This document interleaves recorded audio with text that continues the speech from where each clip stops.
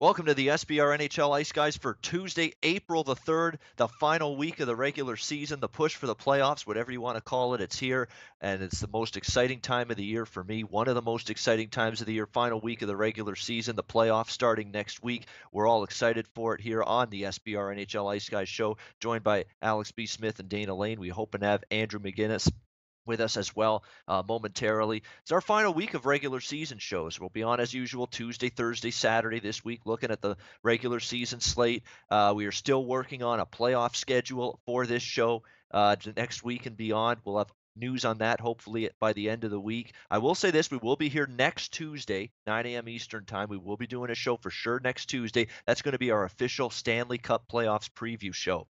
And when I say preview show, we're going to preview it all. We're going to break down every series. We're going to go over series prices for every series, any recommendations any of us have with those.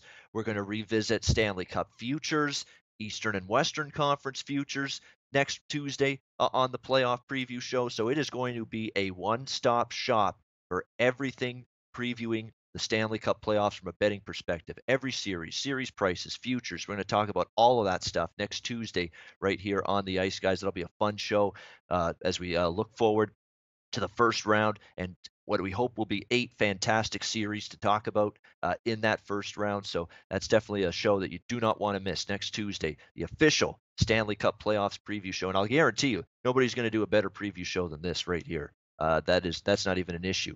Especially from a betting perspective. So you want to be here for it, 9 a.m. Eastern next Tuesday. That'll be our Ice Guys Stanley Cup playoff preview show. Don't miss it. Don't you dare miss it, as they say in the wrestling circles. Detroit and Columbus to begin the card today on this Tuesday. We'll start there, 51-52 on the rotation. Columbus minus 240 to minus 250. Big home favorite, as you would expect. The total in this one is 5.5, shaded to the under, about minus 120 to minus 125 currently across the board. And for the Columbus Blue Jackets, a team that returning home off a West Coast road trip, a Western Canadian road trip. They went out west, played the Edmontons, the Calgarys, the Vancouvers of the world, returning home from that road trip now. Columbus here as they host the Detroit Red Wings in this hockey game. Columbus still battling for position. Now, you have to ask yourself, what does it mean for Columbus? That's the thing about this final week. In these final 3 shows that we are on here during the regular season as it winds down. You've got to know what teams' intentions are in these games. What's their mindset? What are they after? Be selective, be patient. This is not the week to crush the board with 8, 10 bets. You don't want to do that. You want to be selective. You want to know what team's motivation is. What are teams' coaches doing? Some of these teams that are locked into a playoff spot, and certainly teams that are out of the playoffs, tinkering with their lineup. I mean, forward shuffling, line shuffling, defense pair shufflings. The Leafs did that last night, for instance. They shuffled their defensive pairs last night, the game against Buffalo. So it's little things like that. Coaches are trying to find, just tinker with their lineup going into the playoffs for teams that are going to be in the postseason. And then for teams that are out of the playoffs, you're getting these AHL call-ups littering the lineup, trying to make an impact, trying to make an impression on their NHL team. So you just got to be aware of who's in, who's out. What's this team's goal and mindset coming into this particular game? All things you really need to ask yourself when you're handicapping these games here in the final few days of the regular season. This is one of them. I mean, Columbus, there is still something to shoot for.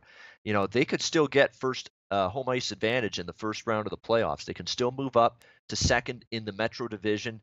It's right now, if the playoffs started today, you're looking at Pittsburgh, Columbus again in the playoffs as a first round series. I don't want to say Columbus couldn't win a series against Pittsburgh if Pittsburgh has home ice, but it would make things a lot more difficult on them if that's indeed the case. So if you're Columbus, getting this home ice advantage, or at least trying to get it in this first round series, that's a big deal. That's something you want to try to get. So I think Columbus is coming into this game with the mindset like, hey, we're going to come out, we're going to play this game to win.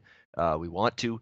We need the 2 points. We want the 2 points. So I think you're going to get really good effort from them. There's been a team that's played their best hockey pretty much in the month of March going into April. Tough 5-4 loss against this Vancouver team. As I've said repeatedly, this Vancouver team just won't quit. I mean, the effort is there nightly with the Canucks, and it was again on Saturday, beating Columbus 5-4 in overtime, getting Thatcher Demko a surprise starting goalie for Vancouver in that game, getting him his first National Hockey League win and his first National Hockey League start. So a big win for Vancouver, tough one for Columbus, but hey, end of a road trip, you lose one. Still took 2 of 3 there. Still playing great hockey, 8-2 their last 10 games.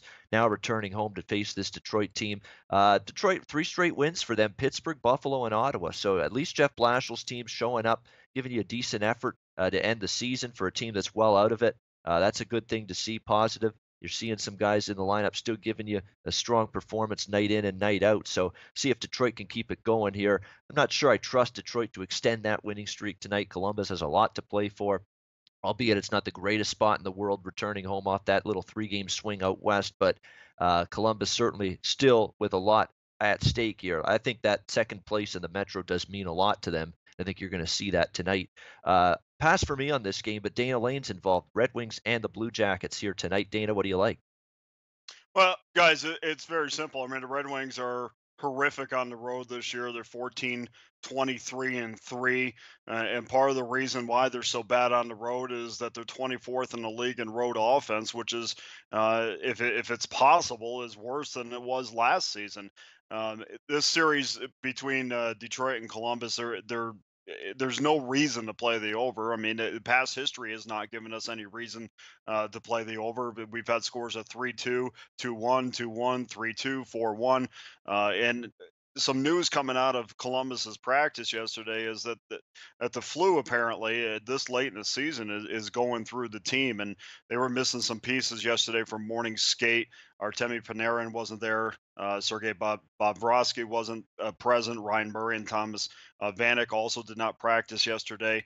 And part of some of the guys missing yesterday was because of the flu, but also there were some injuries as well. And somebody sent me a text yesterday that was, watching their practice and said it looked like a Cleveland Monsters practice. So take from that what you will. I do remember last year we had a similar situation with the Nashville Predators, and they came up big when the flu was going through their team. So I kind of tread lightly on these things, but this has been an under series. In fact, the under is 38, 18, and 3 in this series, and I know that goes back away, but yeah, that's certainly a trend to kind of throw around. But more so because I'm not sure about the health of the Columbus Blue Jackets at this point and what their line combinations are going to be.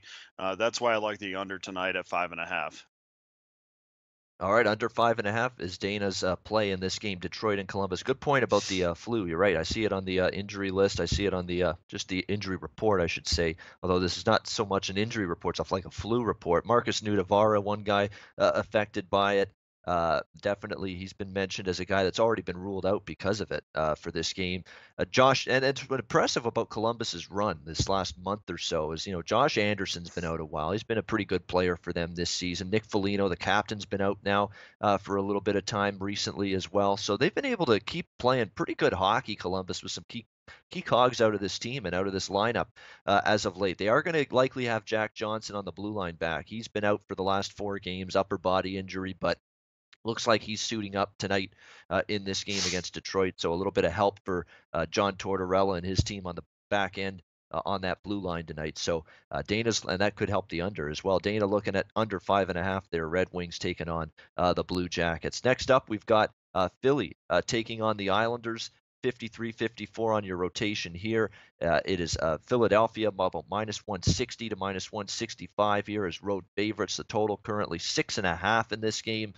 That one is about even money, actually slightly shaded to the over, about -110, -115, couple -120s out there when it comes to the total. There's 6.5 in that game, and yeah, you can kind of understand why the total's 6.5 when you got the New York Islanders involved. We've said it all season long. This is a team that, what can you say? I mean, defensively, just nowhere to be found. It's been another little late season surge to the over for the New York Islanders in recent games as well. They've played 3 straight overs, all of those games getting to 7 goals or more. And 7 goals or more cashes you an over tonight. 4-3 at Ottawa, 5-4 loss to Toronto, 4-3 loss at New Jersey. And the shot counts remain, ridiculous for the Islanders. They're giving up 41, 36, 32, 35 shots their last 4 games. Penalty kill's been terrible again. What else is new? They're giving up at least 1 power play goal in 6 straight games.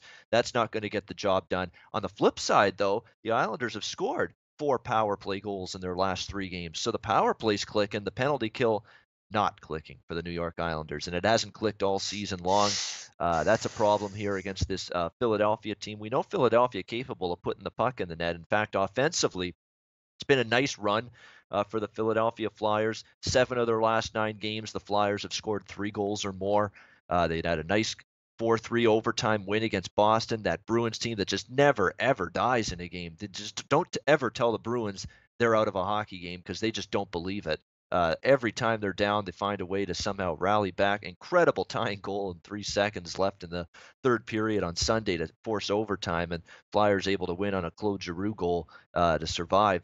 A great effort from the Bruins in a game that Flyers led pretty much most of the way. So big win for Philadelphia here. They're another team that's battling with Pittsburgh, Columbus, that group in the Metro division for positioning. One team's going to be second in the Metro, one team's going to be third in the Metro, and one team will fall down to that first wild card spot in the East. So it's all about positioning, really, for the Flyers. And who do you want to play? Where do you want to end up? That's your motivation right now at this stage if you're the Flyers. Although they haven't officially clinched a playoff spot yet either. So it's going to happen, obviously, but chances are it's got a good chance of happening here. They should beat this woe-begotten Islanders team.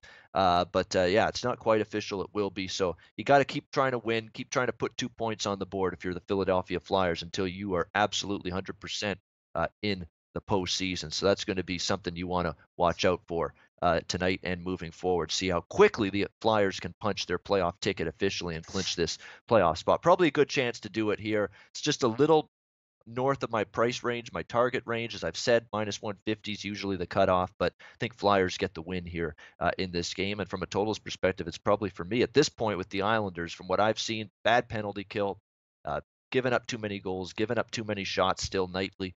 It's probably over or pass for me from a totals perspective. Dana Lane, this is another one of his games, Flyers and Islanders. Dana, what do you see here? Yeah, I mean it's all those reasons, Ian, is exactly why I'm going with the play that I am tonight. And in fact, you talked about the power play unit earlier on. I mean, you can even go back in the last 9 games, and they have 13 power play goals in the last 9 games. So you guys, if you've been watching a while, you know how I feel about teams on the power play and betting overs and or betting over or under based upon how well their success rate on the special teams. And certainly the Islanders at this point would be a team that you could count on 1, maybe 2 goals, and you probably could count on them giving up at least 1 or 2 goals. So that really makes our total a lot smaller at that point, even though it's at 6.5. The Islanders are ninth in the league right now in home scoring, while ranking 23rd in goals allowed at home. So that also bodes well for the over as well. Flyers have allowed over 3.17 goals per game on the road this season, which is 25th, which is also bodes well for the over in this. Of course, in previous shows, it's been well documented how I feel about the Islanders defensively. I always feel like that they're out of place. I feel like they don't get enough sticks in the lane. I feel like sometimes they're lethargic. Sometimes I think they take increments of time off during the game.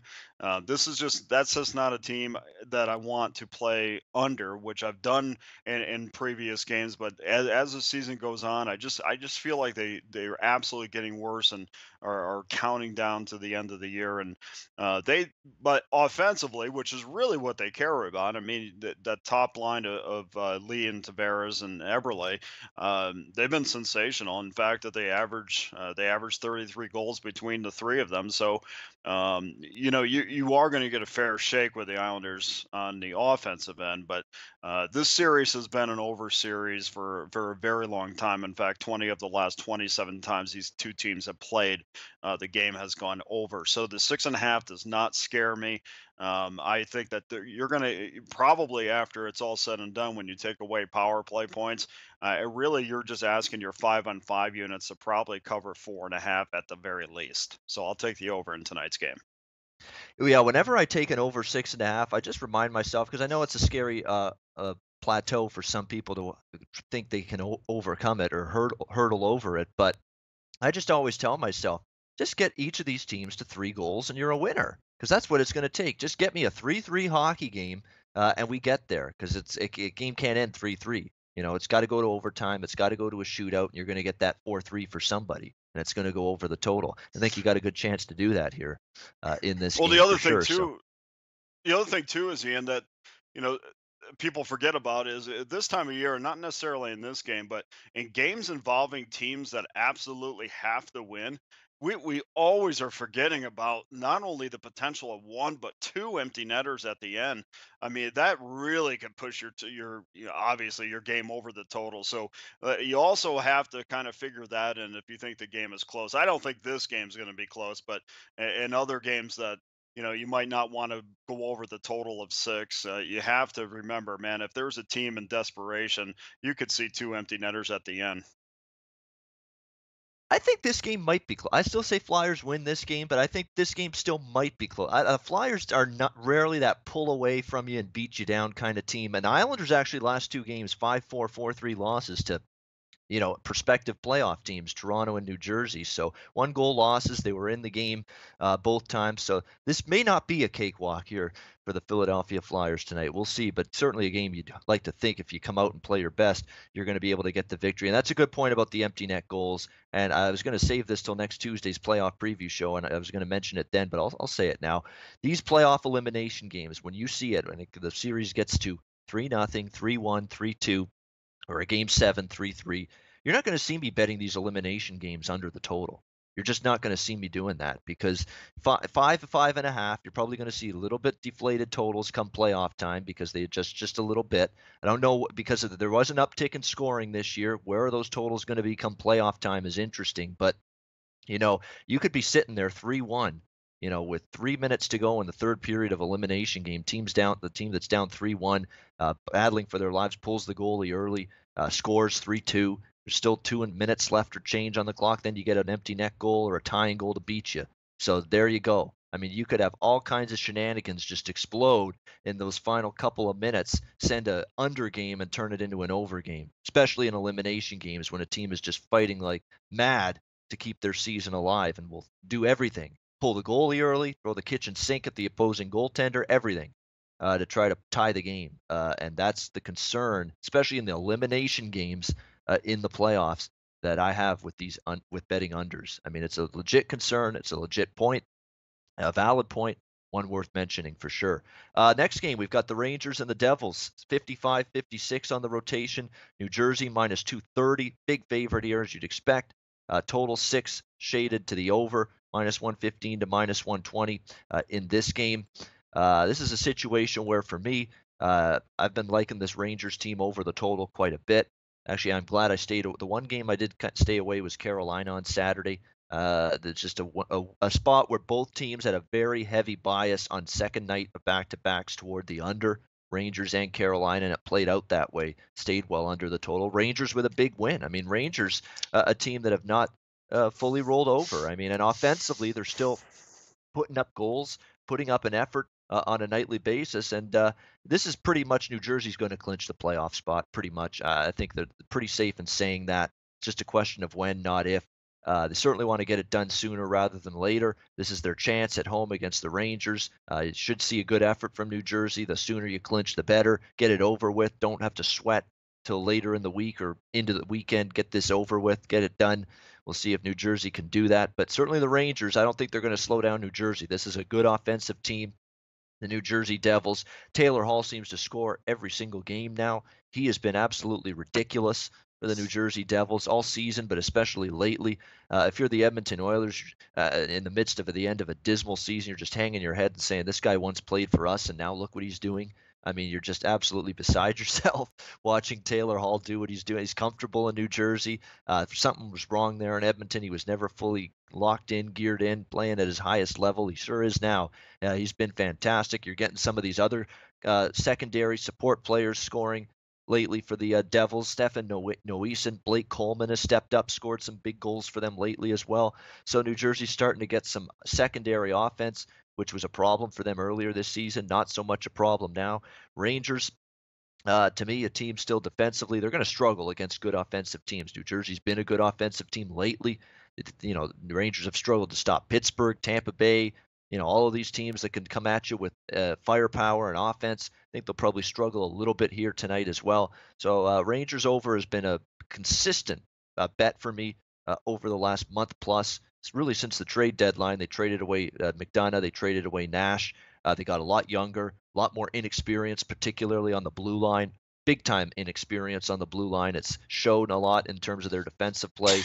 So I think we'll go over 6 tonight in this game. Rangers taking on the Devils. You can get about minus 115 to minus 120 currently with the over. Actually, you can get a plus price. Actually, it's shaded to the under, so you can actually get over 6 at about plus 100 even in some locations in this game. So I'll go with that, over 6 Rangers and Devils tonight. Alex B. Smith, this is your icebreaker, I guess you could say, on the Tuesday cards. Your first game, Rangers and Devils. What do you got? Yeah, this game I'm actually looking at. I've been talking about it probably 4 or 5 episodes in a row now about looking at regulation lines and kind of finding some derivative ways to bet games this time of year. I'm looking at this game going into overtime, and here's the reason why: the Rangers, they're completely out of it. Devils, they just need basically just a point to clinch a playoff spot. Except Florida's a little bit too far behind them. They pretty much are going to get in the playoffs. But the Rangers, this is one of their big rivals. They would like to at least try to play spoiler in this spot, coming off of a big win where a 2-1 win against Carolina, which I'm glad I had that in my pocket, that a plus 170 price. Henrik Lundqvist was absolutely sensational in that game, made 40 saves. I mean, he stood on his head. He looked like vintage King Hank in that game on Saturday, something we hadn't seen in quite some time. So maybe they can kind of ride that momentum, try and at least press this New Jersey team a little bit, make things a little bit uncomfortable for them. And 5 of the last 6 meetings have been decided by 1 goal, but 4 of those 5 meetings going into overtime or a shootout. So I'm getting a plus 330 price for this game to go past 60 minutes. That's what I'm going to be looking at here. I think the Rangers should be able to push this one into extra time. That's not something I might jump on too, Alex, to be honest. That's a good find by you. Very good. Because the Rangers, you're right. And New Jersey, the other night against Montreal, that was a close game. It's not like Montreal's a world beater right now. Struggled to really pull away in that one. The Islanders game that they won on Saturday, New Jersey, that was a 1-goal game. That could have gotten into overtime, almost did. So it's not like New Jersey's, rolling over opponents. Each of their last 5 wins, 1-goal games. Look at them, 4-3, 2-1, 4-3, 4-3, 2-1. They've had a chance to go to overtime in all of those games. So from that standpoint, New Jersey's not exactly crushing teams. You're getting at least the Rangers with an effort. In some, I know the Tampa Bay game got away from them, but the overtime loss to Washington 3-2 last week, 2-1 win at Carolina. So that's got a shot. That's one of those plus money prices you sprinkle on and hope for the best. And so look out for that.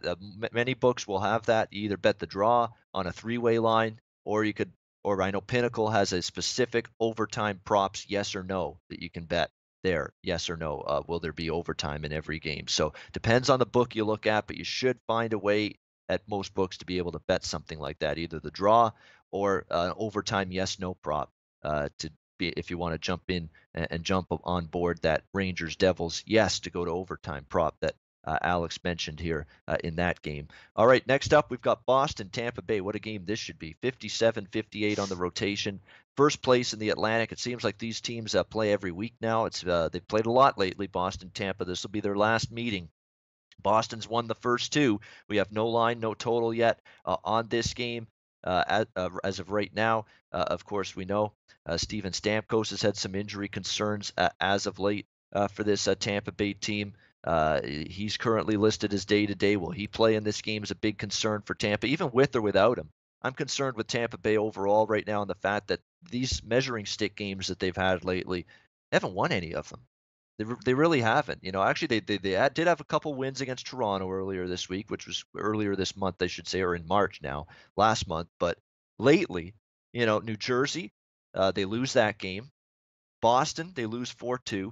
Nashville at home on Sunday, another measuring stick game. You're supposed to be up for that game. Could be a Stanley Cup Finals preview, or everyone was touting that could be a Stanley Cup Finals preview, and you lose 4-1. So right now, Tampa Bay is trying to search for, hey, we got to step up here and try to beat one of these good teams. And all of a sudden, they've had trouble doing that during this recent stretch. Stamkos currently questionable right now from what I'm reading with this lower body injury he's dealing with. So that's something you're going to want to monitor throughout the course of the day. Boston getting a little bit healthier. I know they're still without Sean Corrali in the lineup. Charlie McAvoy's still out. Rick Nash is still out. Riley Nash out with a head injury that he suffered last week as well. Brandon Carlo, another addition to the injury list for Boston. He's going to be out for an indefinite amount of time, an ankle injury. So Boston, just when they're starting to get some guys back lately, Jake DeBrusk and Zdeno Chara, Big Z came back, and we know they've had Bergeron back for a while now. Just starting to get some guys back, and now a couple other guys hit the injured list. That's the way it's been, unfortunately, lately for the Bruins. But they don't bitch, they don't moan, they don't complain. They just keep on keeping on, plow through it, compete, still find ways to win games, get other guys to elevate themselves and step up. And certainly Boston's been able to do that with all these injuries. No shame in a loss the other day against Philly, 4-3, 39-24 edge in shots. I thought that was one of Peter Mrazek's better games in a long time. One of his best games as a Flyer. He was fantastic, made a couple of great stops in that game. Boston played more than well enough to beat Philly on Sunday. No concern that they lost that game whatsoever. It's a team that, even when they lose, it's their losses are just, razor thin. Last 4 losses for Boston, all in overtime or a shootout. So the Bruins they've been that good for that long now. They've been absolutely fantastic. I don't want Tampa Bay here. I know Tampa Bay, you say this, they got this game circled and all that. They should have the other 2 games against Boston circled. I got to see them beat Boston before I can bet them to do that. Because right now I think Boston's a better team, the more confident team. They've taken first in this division. They know they could put the foot right down on the throat of Tampa Bay for this first place spot if they can get 2 points tonight in this game. So for me, right now, I'm telling you, it will be a Bruins bet for me. Doesn't matter what the price is. I know this team. I think I know what I'm going to get now from this team in a big time spot, in a big time game, because they've shown repeatedly. This has been something where they've shown up. They've played a good game in this spot. I don't know if I'm getting that right now with the Tampa Bay Lightning. So for me, when this bet comes, or when this line comes out, I will be looking at the Boston Bruins side. To hell with the fact that, hey, Tampa can't lose 3 in a row to Boston, can they? Yeah, they could, and I think they will. All right, next up, we've got Nashville, Florida, 59-60 on the rotation here. Nashville in this game, minus 135 to minus 140, road favorite here. The total 6, a little bit shaded to the under, minus 115 in most spots, with that total sitting at 6. For Nashville, they're off that big win that I just talked about, 4-1 against Tampa Bay. They had definitely a look-ahead spot. You could tell the way Nashville played against Buffalo on Saturday, they were looking ahead to that Tampa Bay game. I mean, that was an ugly game. What did they give up? 7 goals to the Buffalo Sabres. That's just a team that wasn't mentally locked into that game. Nashville has already clinched first in the Central.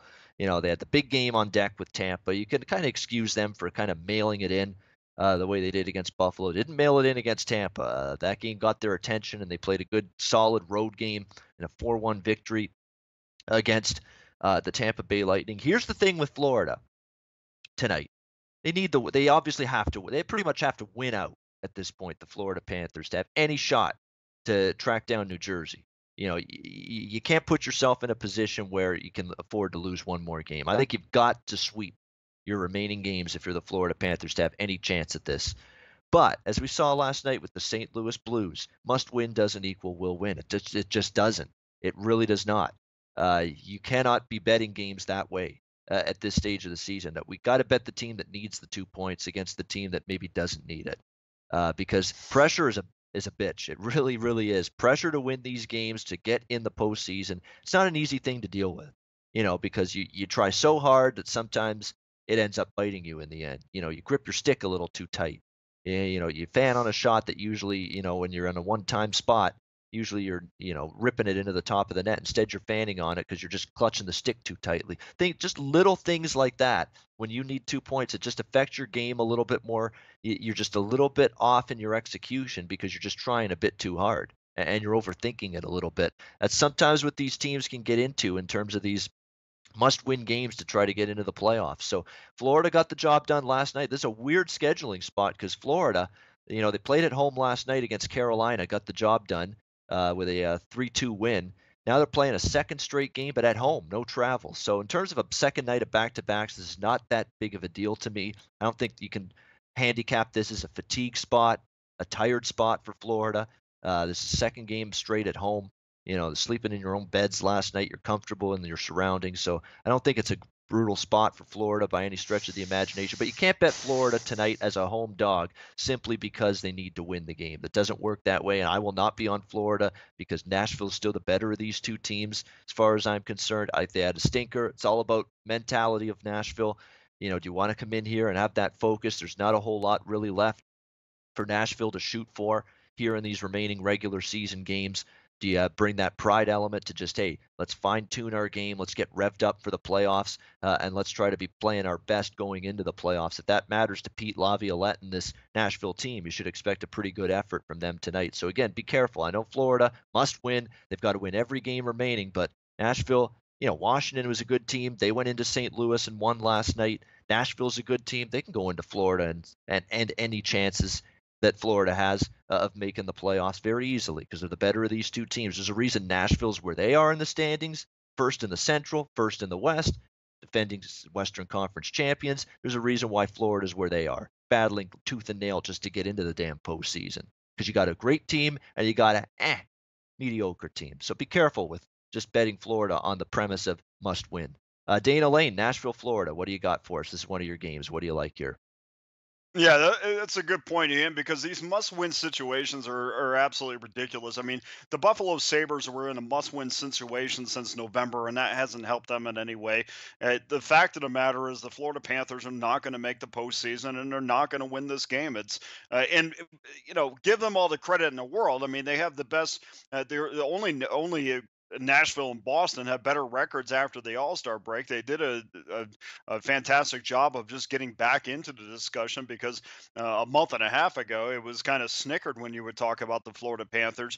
I don't know in the offseason if they're going to sit down with Bob Bugner and Dale Talon and company, and maybe get away from the analytics more. I don't know. I mean, I didn't see a lot of these teams that jump on analytics as their main reason for or their main source of scouting that have really had any amount of success. And of course, analytics was the reason why the Florida Panthers basically got rid of Gerard Gallant, and I think that's worked out pretty well for the Vegas Golden Knights. But I do, from a Nashville standpoint, I do get the feeling that they really want this President's Cup trophy. I have no idea why, because we haven't had a Stanley Cup winner from a President's Cup trophy since the Chicago Blackhawks did it in the 2012-2013 season.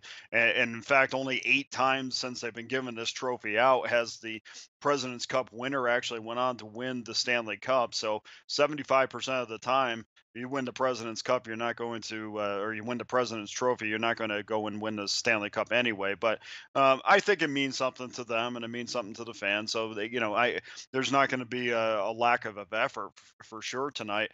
And I still think, if I'm the Nashville Predators, man, I still look back at that Buffalo Sabre game, and I know they've gotten a victory since then, but I still look back at that and just want to wipe that right out of my mouth. And the best way to do that is to knock a team out that really needs to win. Nashville is 20-7. When coming off of a victory, and the Panthers are just 5-14 in the fourth game in 6 days, in a four game in 6 days situation. So that doesn't bode well for them. And honestly, Ian, like you said, they're in this situation because they're not very good. They're not very consistent. And all of a sudden, because they need to win, do I think that they're better than the Nashville Predators? Absolutely not. And I think Nashville proves that tonight. All right, Nashville. Must win, be damned. And I agree. Nashville's a better team. I think they're going to win this game as well. Minus 135, which you can actually get minus 130 out there currently at bookmaker/Chris. And again, Florida, nice little surge they've had since the All-Star break to even put them in a position where they're still alive faintly for the playoffs. But it's coming to an end. Just a question probably of when. At this point in time. Next up, what do we got? We got Winnipeg, Montreal, 61-62 on the rotation. No line here. We got Winnipeg last night off a 6-4 win against 6-5 win, I should say, against Ottawa. Late goal there, costing Winnipeg puck line backers their money.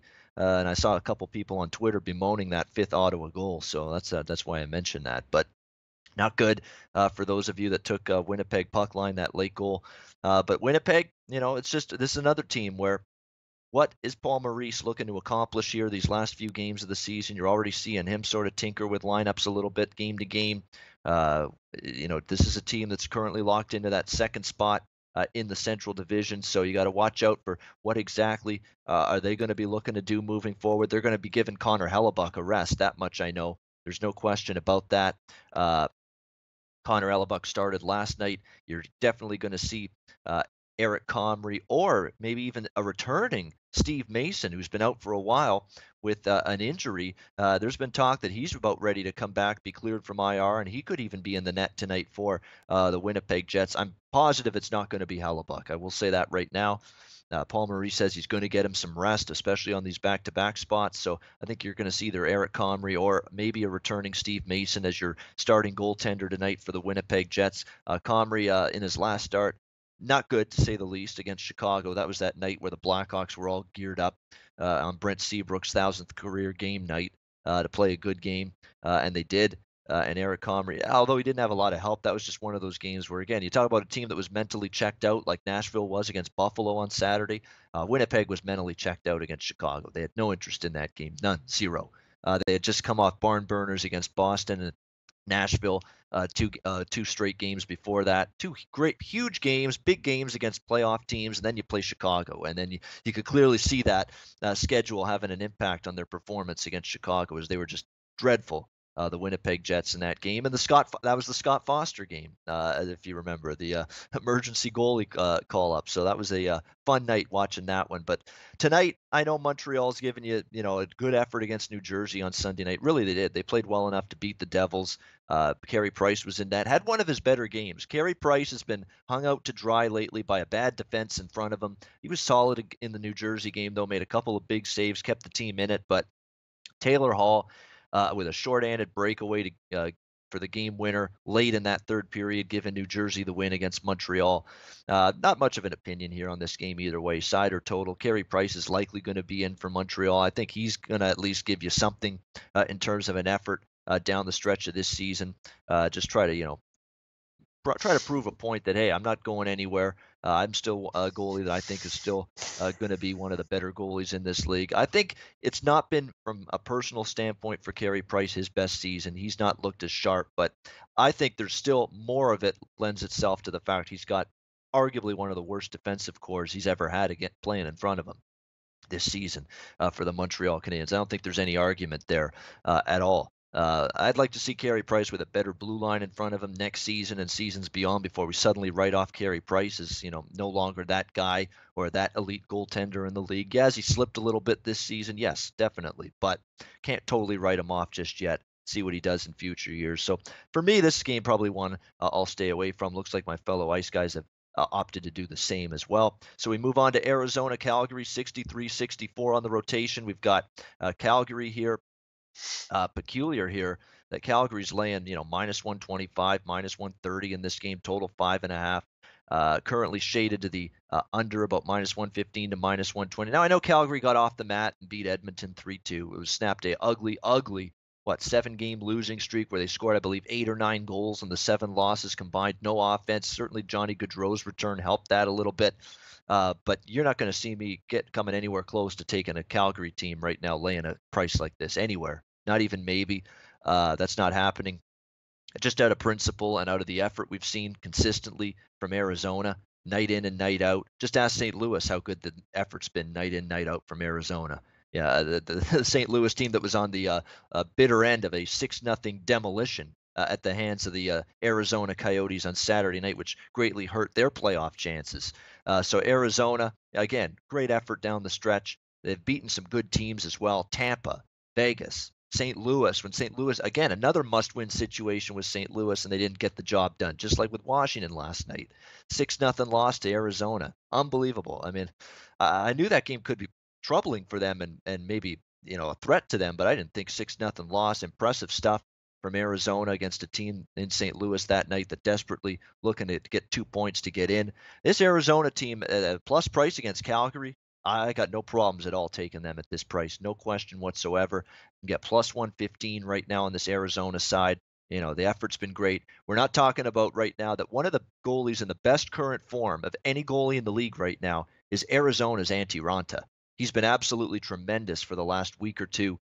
Outstanding in the net for Arizona. He's better than anybody Calgary's got. Mike Smith doesn't do it for me. He was good finally for the first time in forever the other night against Edmonton. I don't know where that came from, but I can't trust Mike Smith to have one good game like he did against Edmonton and to have another good game the next time out. He just hasn't. He's been inconsistent all year for the Flames in between the pipes. Still a blue line. It's still a decimated team from an injury standpoint. I know Gaudreau's back, but still so many guys out. Your Versteegs, your Brodies, your Monahans, Kachuk, go on down the list. No problem whatsoever. None. Taking Arizona here, plus price. I think they win this game. Alex B. Smith, is this one of his games? Yes, it is. Coyotes and Flames, Alex, what do you like? Yeah, Calgary played a part in ruining my weekend. I had Edmonton as my game of the year, and they Cam Talbot pretty much shit the bed in the first period, allowed 3 goals on 7 shots, and got pulled. And Oilers made a valiant effort in the rest of that game. The Flames pretty much played a 15-minute game and won that game. I mean, it was all Oilers the rest of the way, and the amount of shots that they pelted at Mike Smith, like Smith played a hell of a third period and kept that a 1-goal game. And they ended up getting the win. Almost actually gave up a goal were reviewing that at the end, but like I said, Calgary is the first good game in almost over a month. I mean, like I said, they were on a 7-game losing streak prior to that. They've now been outscored 35-11 in the last 8 games combined. He said they're still missing Travis Hamonic, TJ Brody, Sean Monahan. Like I said, Gaudreau back in the lineup gives them a little bit of infusion offensively. And the kid Spencer Fu made his debut. He looked pretty good as well. But Arizona's just been playing, for being a last place team, they're playing decent hockey. They've won 5 of the last 8 games. He said Antti Raanta has been stellar. He's won 5 of his last 6 starts, 5 straight starts.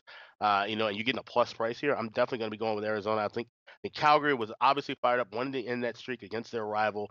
Now they're just playing, another division team, kind of just playing the string. I think we see them regress back to the norm. So Coyotes at a plus price is my play for tonight. You know what I love about the NHL too, guys? We talk about the NBA and the disgrace that tanking is and how tanking has overtaken that sport with the worst teams just mailing it in nightly.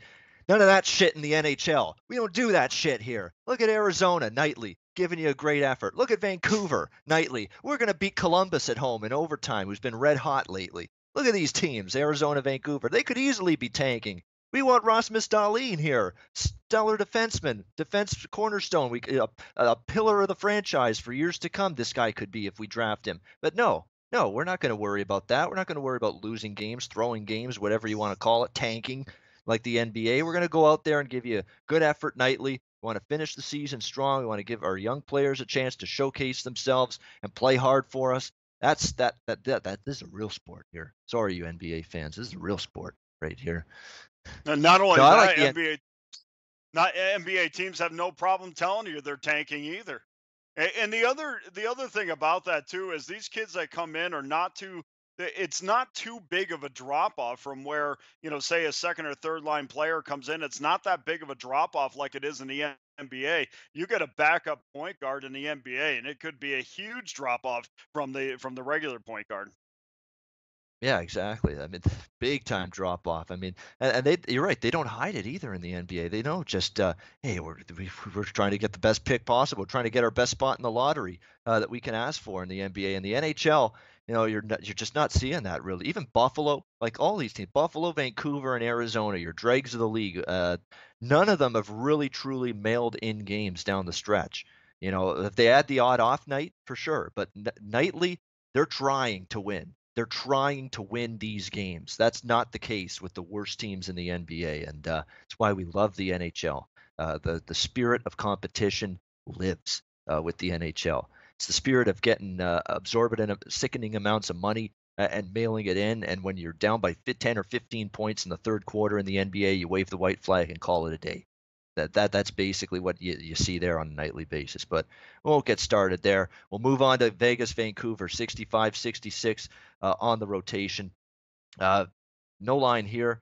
You got a question. Now Vegas here in this spot. I know they want to go into the playoffs feeling good, strong, but they finally clinched the Pacific in thrilling, incredible fashion the other night against the San Jose Sharks with one of the best goals you'll see all season long with William Karlsson. We know between the legs, roof job on Martin Jones, and a short-handed goal to boot to give Vegas the lead, which stood up as the winning goal that night. Incredible stuff. I mean, William Carl, just another reason for the Columbus Blue Jacket fan to reach for the vomit bag every time he sees that highlight moving forward. I mean, that guy was ours. He was at one time, but not anymore. And Vegas is happy to have him. Outstanding job. Congratulations to Gerard Gallant, George McPhee, everybody in the Golden Knights. I know Dana's been right there on the scene close by, watching what's happened with that franchise the last couple of years, even when all the path they went toward acquiring the team, getting the team, Bill Foley trying to get everything positioned in a spot where the NHL would give them and grant them this expansion franchise, and now to the point where they are here, where they're going to be in the playoffs in their very first year of existence as Pacific Division champions. Really, it's remarkable. It's amazing. It's one of the most amazing sports stories involving a team in one season as I've ever seen. And I don't think it's stretching it. I mean, nobody thought this was going to happen for them. But when it comes to handicapping this game tonight, as much as I've loved watching this team all year, they've been great.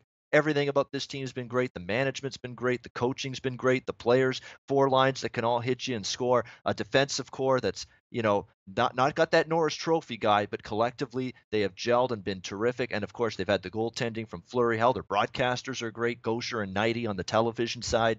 Uh, Duva on the radio side. I mean, they've done everything right.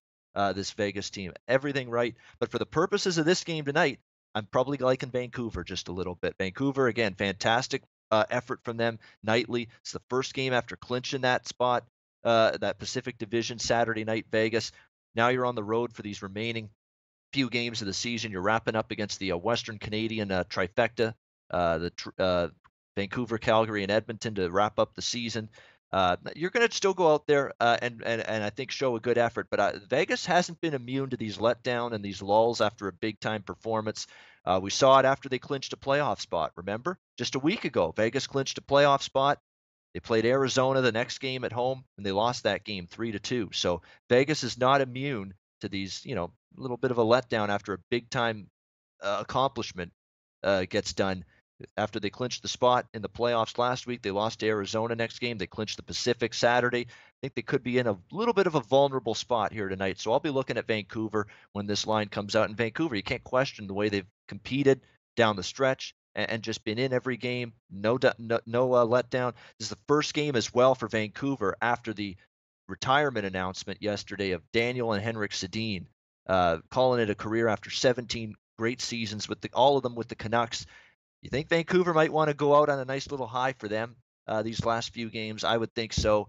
Give the Sedins a nice little bon voyage, nice little serenade, sayonara, and try to do it with victories on the ice. I think you're going to try to see that from this Vancouver team down the stretch. So I'm definitely going to have Vancouver as a play. I'll tell you that right now. It doesn't matter where this line comes out. We'll be looking at the Vancouver side in this game. Just from a situational perspective, it sets up amazingly for Vancouver. It's a bet-on situation for Vancouver. They're playing well. They're still trying. Sedin's announcement yesterday that they're retiring, I think, will keep players focused to try to want to win these last few games for Daniel and Henrik Sedin in these last few games. And you got the bet against element with Vegas off that Pacific Division clinch the other night against San Jose. So definitely looking at Vancouver here in this game tonight. We'll wrap it up with Dallas San Jose, 67-68 on the rotation. San Jose minus 175, total 5.5. Shaded to the under minus 115. I don't have a whole lot on this game. Dallas is officially out, as we know. Got knocked out by, I believe, the Anaheim win over Colorado Sunday officially knocked Dallas out of the postseason. I don't want Dallas. There's no denying that. Maybe you lay a puck line with San Jose. I don't have much on this game. Alex does. Stars and Sharks, his final game on the card. Alex, what do you like in this one? I'm looking at the over here in this game. Like I said, Dallas, they're pretty much out of the race. I actually thought they had a puncher's chance of winning out and having a couple of losses, but yeah, looking at the numbers now, they're eliminated officially. And you got a San Jose team. They already know they're in the playoffs. They're going to be at home for the first round. They're going to get LA or Anaheim. They want to go into the playoffs sharpening their skates a little bit. Want to have a little bit better of a momentum going in, coming off of 3 straight losses now. They know it's going to be an absolute dogfight in their first round series, whoever they draw, be it the Kings or the Ducks. So I think they're going to be trying to, really play a full 60-minute effort here. We're not going to see them lay back a bit. 9 of the last 10 meetings between these two have gone over the total. Dallas, Got Kari Lettinen in that. He's going to play at least 2 of the last 3 games because Bishop didn't go on this trip, so he's been shut down for the year. Lettinen 7, 9, and 3 against the Sharks in his career, 20 games with a 3.10 goals against. I think we see quite a bit of scoring from both sides here. I think it's going to be kind of an open game. So Dallas kind of really doesn't have much to play for, but San Jose definitely wants to try and fine-tune some things before going into the playoffs. So I like the over 5.5. All right, over 5.5. And San Jose, they're a very good defensive team, but their offense has really come to life, San Jose, this last 10 games or so. And it's a big reason, 7-3 for San Jose over the total, their last 10 games, because their offense has really performed well. Really a dismal, disappointing season for this Dallas Stars team. It's unfortunate because they got Ben Bishop in the offseason to solve their goaltending issues. And sure enough, when he's in there, he's been inconsistent and he's been hurt most of the year. So that's completely blown up in their face, the Ben Bishop experiment this year. And it's been a big a contributor and catalyst for the Dallas Stars missing the playoffs here in a season that they expected a lot better. All right, we're going to wrap it up. It is best bets time to wrap up this Tuesday show. Let's go around the horn. Let's go to Dana Lane first. What do you got for us for best bet? Yeah, I'm not jumping on the Florida Panthers tonight. I mean, I see and hear a lot of people saying, hey, let's get that plus money with the Panthers tonight because it's a big game for them. Well, it just doesn't work like that. I mean, they're not. You boil it down, they're just not physically better than Nashville. They're not better on the blue line. They're not better in net. I mean, Nashville is still has something to fight for. So you're not going to get any kind of a letdown in this game. I think Nashville wins this game quite easily. All right, Nashville to drive a final knife in the gut of the Florida Panthers and their playoff chances tonight. Nashville, Dana Lane's best bet. Alex B. Smith, what do you got? Best bet. I'm going with the big dog play here. I'm going with the New York Rangers and the New Jersey Devils to go into overtime. You can find this prop, like I said, around somewhere priced between plus 330 and plus 345. Like I said, 5 of the last 6 meets between these two teams have been decided by 1 goal. 4 of those 5 games have gone to overtime and shootout. Rangers are completely out of it, but they're going to try and at least make things a little bit uncomfortable for their rivals. To New Jersey, all they need is 1 point to really solidify everything to get in. I think we see a tight game here. It should be 2-2, maybe even 3-3, but this game's going to go past 60 minutes, so I'm playing the plus money price with this game going overtime. All right, Jersey and Rangers to go to overtime, plus 330. What a nice bankroll booster that be if it comes in. Hopefully it does. That's Alex's best bet. I was going to actually go Vancouver as best bet, but I don't want to do it with no line yet. We'll go with Arizona instead. Plus 115 here in this game. Plus 115 with the Arizona Coyotes against Calgary. They're playing great. Ronta's been one of the better goaltenders in the league lately. Honestly, I'm not BSing either. He has been fantastic for the Arizona Coyotes. This team is just, the effort's been consistent. And Calgary in this price range, I'm not buying it, and I don't trust him in it. Arizona plus 115. That's my best bet for this Tuesday card. And that wraps up the show. Thanks to everyone for tuning in. Great viewership, 120 plus viewers. We appreciate that. We'll be back on Thursday, 9 a.m. Eastern time for another edition of the SBR NHL Ice Guys. We got 2 shows left in the regular season, and then the playoffs begin. For Alex B. Smith and Dana Lane, I'm Ian Cameron for Sportsbook Review. Enjoy the Tuesday night NHL card, and we'll see you again on Thursday.